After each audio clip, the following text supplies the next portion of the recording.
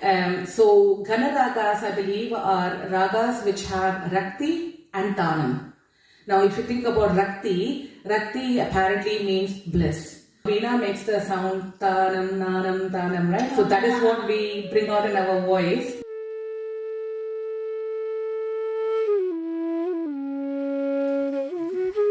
Namaskaram everyone. Welcome to another episode of the Clyde Samvada, brought to you by Hindu Temple of Scotland. So you have a different host today, and hope that's okay with everybody. So I'm Aparna from the temple, one of the volunteers at the temple. And today we have a very special episode focused on a topic that is dear to many people's hearts, Carnatic Sangeetam or Carnatic music. So every year in India, towards the end of January, a very grand music festival is held in Tiruvayyaru in Tamil Nadu, and this is honoring Sri Tyagaraja, one of the Trinities.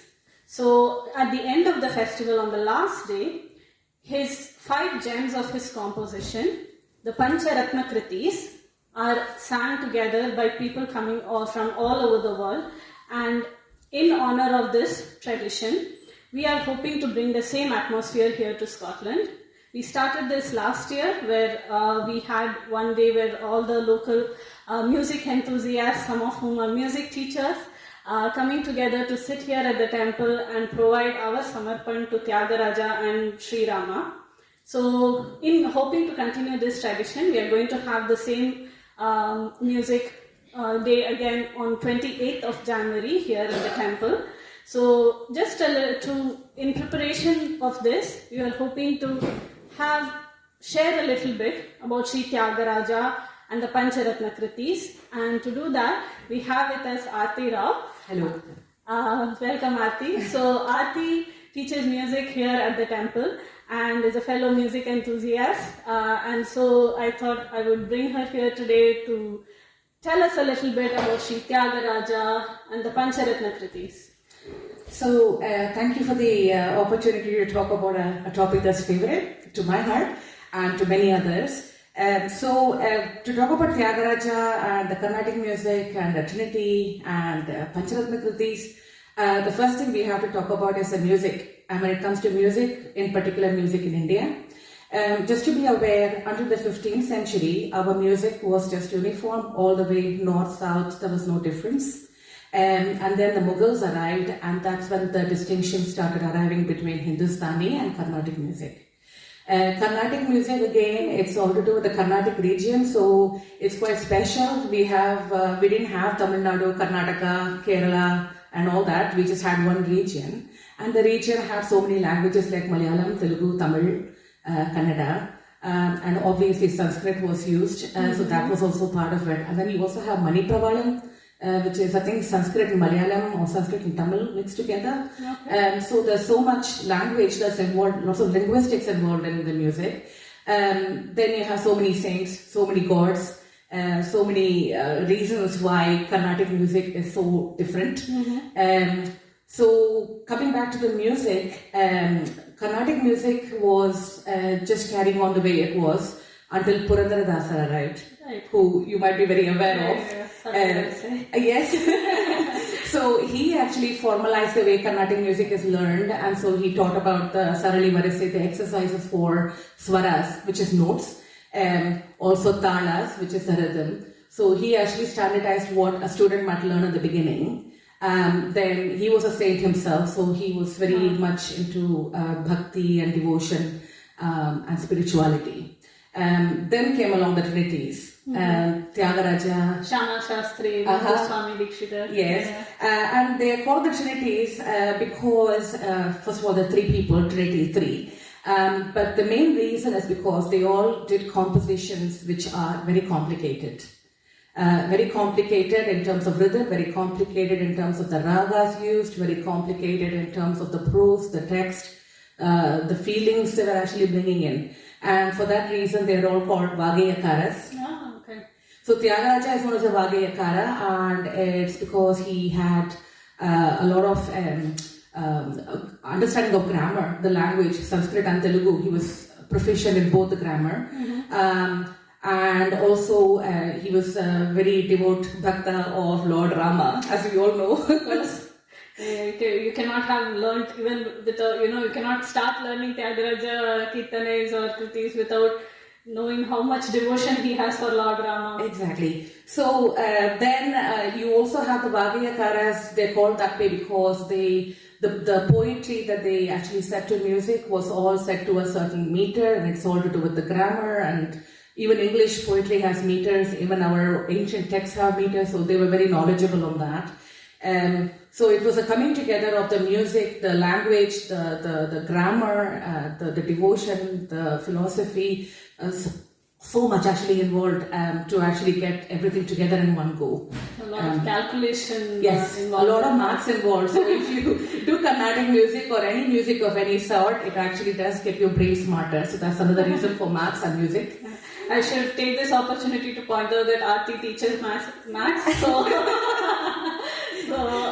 so we can see that connection. So yeah, as we learn music, we start thinking about the maths and the music. A lot of people might have learned about permutations and combinations. That is there in our Ragas.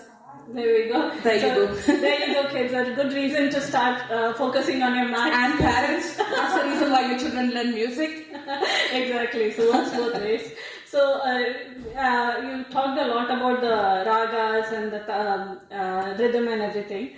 And so the Pancharatna Kritis of Tyagaraja, they are highlighted using 5 particular ragas. Yes. So why those 5 ragas? Because Carnatic music is full of so many beautiful ragas and which are sung in so many different ways. Why those 5 ragas? So in Carnatic music, there is a category called Ghana Ragas. Again, I had to research this because these are words that are used just commonly and people don't think about why they are. Because there's so much to understand. So Ghana Ragas, I believe, are ragas which have Rakti and Tanam. Now if you think about Rakti apparently means bliss. So these are ragas that bring about immense happiness when you sing and immense happiness for people to listen to. Okay, so a raga which has Rakti and a raga which lends itself to Tanam. Okay. Now when we start thinking about Tanam, we start wondering what is that? So a veena makes the sound tanam, nanam, tanam, right? So that is what we bring out in our voice. At some point, a lot of the professional musicians or higher level musicians would do something called ragam, tanam, pallavi. Okay. So for a raga, they would choose a phrase and they would first sing the raga, which is just akaram, they carry all that. Then they would do anam, the tanam.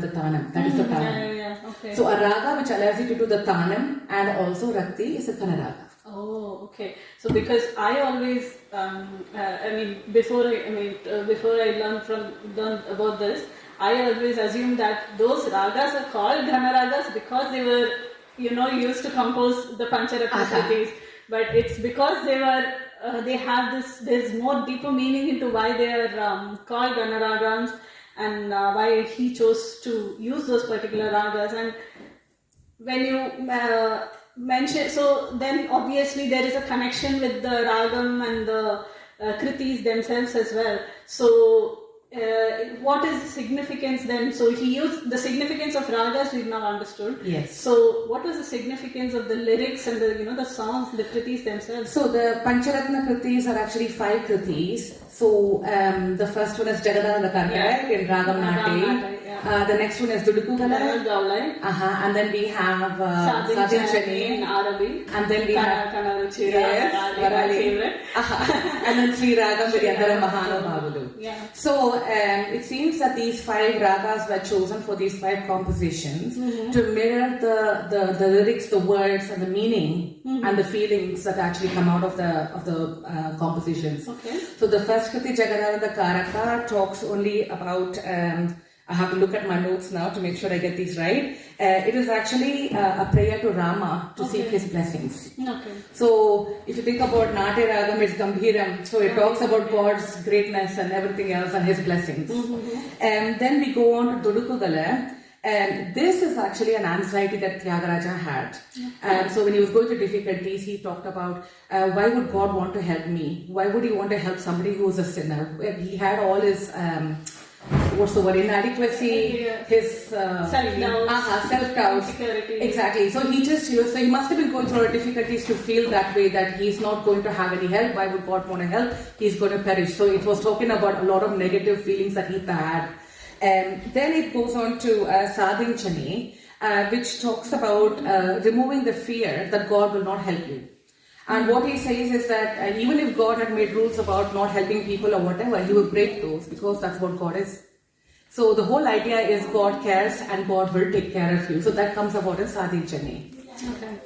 And then we go on to your favorite composition, Kanakara Ruchira. Yeah. So it's in Varali, and you know how soft it is, right? Oh, yeah. So it talks about renewing faith and Lord's affection for us. So a lot of affection comes through to say that God really cares about us, and He does care, and He will take care of us. And so that's what he talks about with Kanakara Ruchira. Then we go on to Endaru Mahanubhavalu, and here he reminds us of all the ancient devotees and all the beacons who have had difficulties, who have come out, who have then become leaders of our faith. So it's almost to lead us through our problems that we have in life, and how we start off having a problem, how we feel, how we then discover God, and then we desire that God's going to take care of us, and then we realize, oh, there is a reason for this, and then it renews our faith. So it almost comes together in that as a philosophy. Oh, I'm so looking forward to now singing the songs after realizing this, because, and I can, as you are explaining this, it makes sense to me as well when you sang these songs and you think about the ragam. So for those who are, I'm just, surface level. For those who are way more into and, have so much more knowledge about ragas, you can now understand the emotions people feel when they sing these songs. For example, when you mentioned about the, self-doubt, insecurity he was feeling when he was during Dodukugala, Gauda Ragam is such a, low register Ragam, and you have the emotions that you feel, you're sort of very down. There is not a lot of high notes and all that, and that explains the state of his mind. That explains it exactly. Whereas with Entaro Mahanubhalu, Sri Ragam is such a joyous Ragam, and you feel like you're floating when you feel very happy. It brings out a sense of happiness. Sri Ragam is another very favorite Ragam of mine, because I can just go on to listening to alabanams of Sri Ragam sometimes, because it just puts me in a very blissful mood. Yes. And when you're saying, it's talking about all these people who either gurus or other people who have experienced this or have received blessings from the God, yes. And then I can feel that bliss when not just with the Pancharatna but with Sri Ragam itself. Anytime I can always feel that with song. So like the basic takeaway that Tyagaraja has brought about is the fact that being humble, being understanding that there is God, that God will take care of it, understanding that it is okay to be having difficulties in life, it is normal. So he's normalized difficulties, he's normalized the fact that you have faith. He talks about resilience, so it's all about being resilient and going through life and knowing that there is always God and that there is a reason why we go through things. And in this day and age when we have so many difficulties, it kind of helps us to go through life. And also the fact that no matter how much we research, like you're saying you're at the surface, I feel I'm very much at the surface too. The more you learn, the more questions there are. So we encourage our listeners and the viewers to research the topic a bit more. So thank you so much. Thank you so much. I learned so much today as well in terms of the Pancharatna Kritis. So when I'm going to join with this group singing on the 28th of January, it's going to be with a different feeling that I'm doing the Aradhana. So we hope to see many of you at our Tyagaraja Aradhana celebrations on the 28th of January, Sunday at 11:30 p.m. at the temple, 11:30 a.m. at the temple. So thank you and namaskar. Namaskar.